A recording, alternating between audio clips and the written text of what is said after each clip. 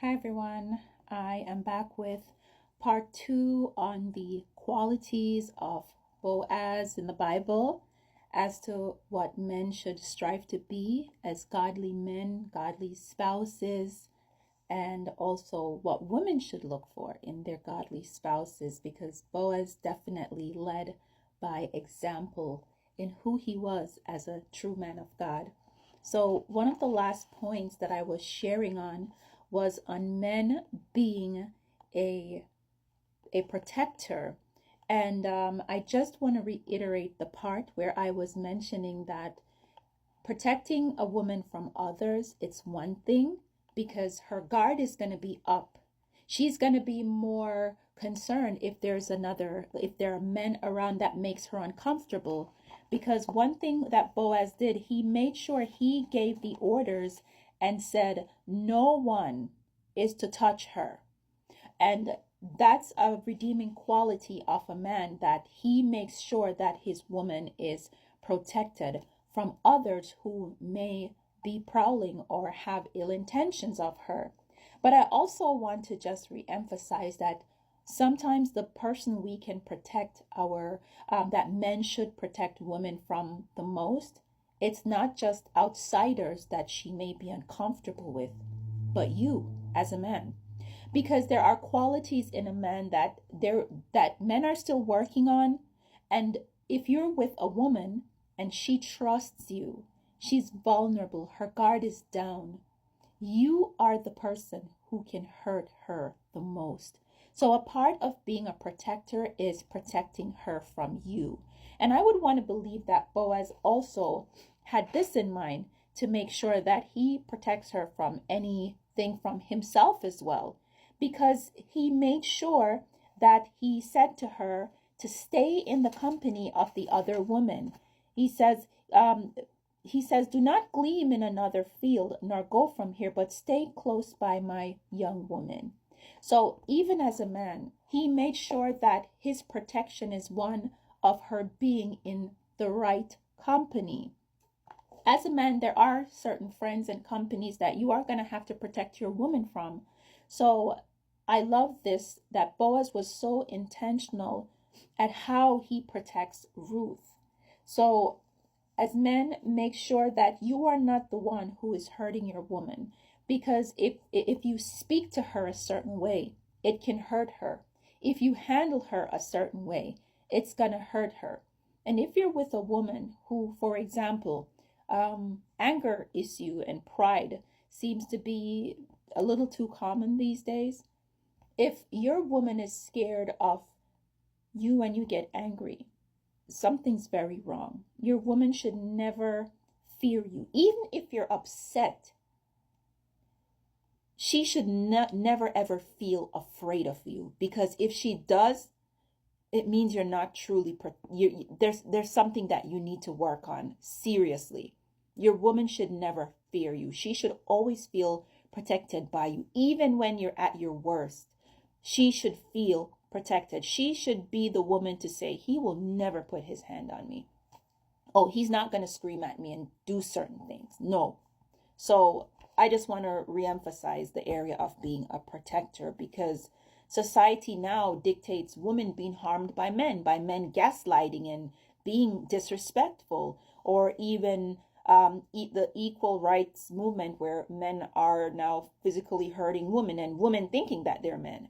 So again, I'm going to touch on the woman at a later time, but I'm going to give Boaz his flowers where it's due. Boaz was a provider. He was a type of provider where, and I just want to talk about the role of a provider, because Boaz really set a standard. Men think that just money means provision. And even if financially you're providing, it must be done in a way that it's not belittling to her. It doesn't come with terms and conditions that only you should gain from. If you are a provider, your role is that you should provide in a way that it is accessible to her. It shouldn't come with certain hidden agendas and terms and conditions. For example, when Boaz offered Ruth the option to get water, and this is Ruth chapter 2, verse 10, he says, and when you are thirsty, go to the vessels and drink from what the young men have drawn. His way of giving was done to a standard. He didn't do a bare minimum provision. He didn't say, oh, she's a widow, she can fetch her own water, because in those days, women were allowed to fetch their own water. But Boaz didn't do it that way. He made sure that after the men fetch the water, she is able to drink from it. That's the art of being a provider. Provision should provide a certain comfort, and it should be accessible in a way that it doesn't come with excess labor to get the provision. So I really admire the fact that he made sure that she was provided for. And even if you go further down to Ruth chapter 2 verse 14, he made sure she's eating right. It says, now Boaz said to her at mealtime, come here and eat of the bread and dip your piece of bread in the vinegar. So she sat beside the reapers, and he passed parched grain to her, and she ate and was satisfied and kept some back. Provision shouldn't be where whatever you give her, it runs out rapidly. No, it should be where there must be something left for her. There must be something that she can look back on and say, this was provided.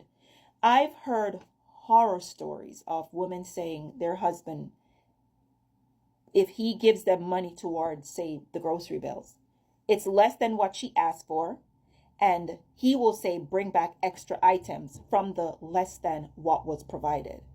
No, that's not how men should provide. You provide where your woman knows she's being provided and she feels provided for. Because there are cases where you may not have enough, but it's how you provide that will determine the strength of your provision. So he made sure he provided to a standard. He provided with genuine consideration of her needs being met. So, and not only was he providing at a standard, it wasn't subpar. He was providing for her emotionally. He made sure that he soothed her emotionally, because I love the fact that he mentioned that he was aware, verse 11, Ruth chapter 2, verse 11, it says, it has been fully reported to me all that you have done for your mother-in-law since the death of your husband.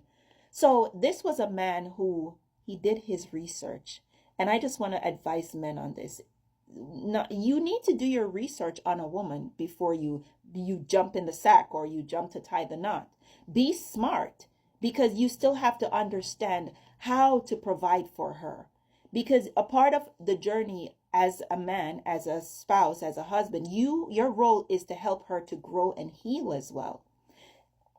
And so in this case, he observed and he saw the good in her, and he treated her accordingly. He wasn't looking at her from a false expectation. He was looking at the reality. So emotionally, he was supporting her emotionally, in the sense that he saw the good in her, not in her status in society. Because again, she's a widow. Back then, widows were looked down on. And he understood that she was going through a lot. So even the way he spoke to her, it was very compassionate. It was very uplifting to her. And he didn't go by what society dictates. He comforted her in words and deeds. So he was providing her emotional needs. He treated her as his own. In verse 2, Ruth chapter 2, 11 to 14, he never made her feel less than. He even made her eat with him. So it goes to show the way he provided, and he was generous. He gave generously, because when he gave her food to eat, there were leftovers, because you can be a provider, but you're not a generous provider. I love the fact that he made it easy, where even extra grains were provided for her to take back with her. And I'm going to go further into generosity in our next part of this. So stay tuned. I'm going to be posting that shortly. So stay tuned for part 3.